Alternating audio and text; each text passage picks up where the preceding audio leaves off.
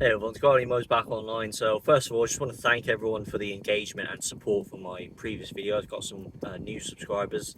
Thank you so much. I think everyone knows Keir Starmer is an absolutely dangerous individual.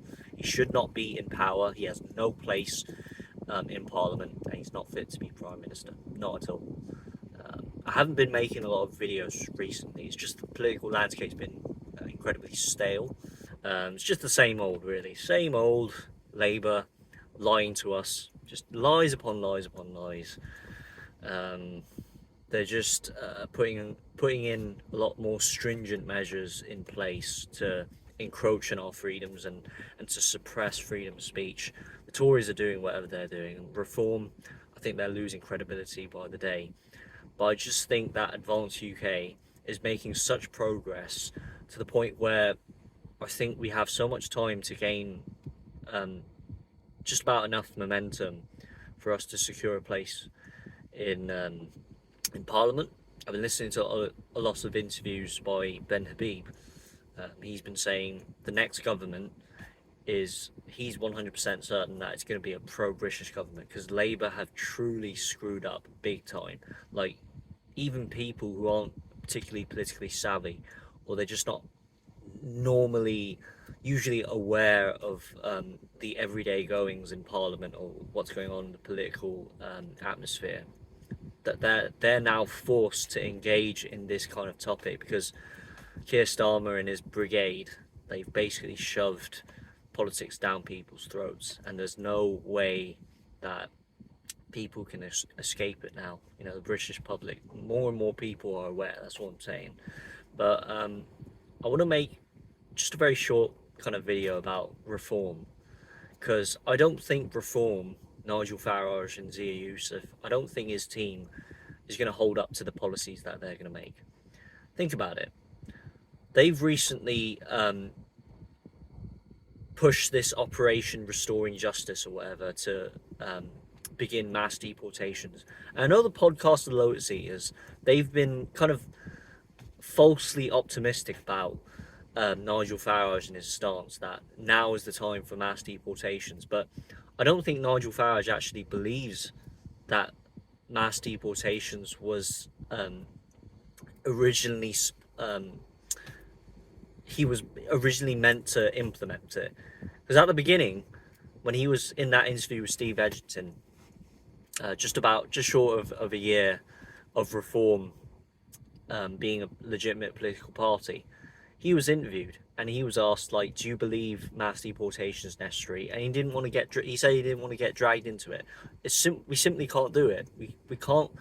It's physically impossible to literally impossible to deport hundreds of thousands of people, and that it's not. Is it his ambition? No, it's not. But now he turns 180 degrees, and he's made a policy in line with mass deportation. So he's gauged the way that the crowd and his core voter base have responded, is that lots and lots of people have been calling for mass deportations, and now he's jumped on that bandwagon, and now he's calling for mass deportations, and suddenly, all of a sudden, reforms stand with the British people. I don't think he wholeheartedly believes in it. I don't think Nigel truly, in his heart, believes that mass deportations can be done, should be done. I don't think he's a principled character.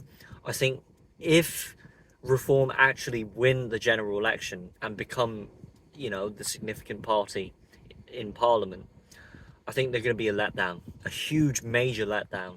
I don't think they're going to hold up to the policies that they enact. I think they're going to face immense pressure from the civil service, from the Quangles, from all sorts of institutions. They're going to buckle up, but then they will eventually fade into non-existence because they're just lacking in principle. They're just lacking in competent, capable people who have the means to make necessary change.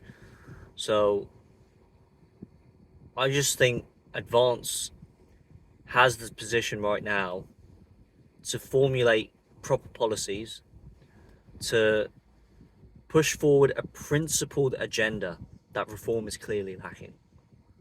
That's what I think.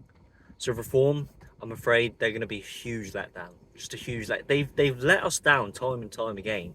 I was listening to this podcast, this episode by Richard Taylor. He was interviewed by Baraka Amuri this morning. Nigel Farage is like a political chameleon. He changes as he goes. He flips and he flops. He changes his shade of colour according to the environment that he's in. He kind of shifts his views on things depending on what the political landscape is looking like. So if you think that he's going to shift the Overton window massively, he's not going to do that. He hasn't done that. And especially with a party that is led by a man like Zia Youssef, he is not a man that I can trust. Literally. The guy is like, he was meant to be the leader of Doge. He came out of the party, then came back in within 48 hours. And now he's the head of policy. Is that a political party that you can trust? Advance UK is the party that I trust. That's why I say Reform UK will not hold up to their policies, because their team doesn't genuinely believe that mass deportations is necessary. It must happen. It will happen. But Advance UK does. That's why I believe in Ben Habib and his team, that his team of people that surrounds him, they genuinely believe that every single illegal immigrant has to be deported. Let's just hope that Rupert Lowe joins on board, but that's a separate topic for another video. But that's it, just a very short update. Thanks so much for watching. Leave comments down below regarding motorcar.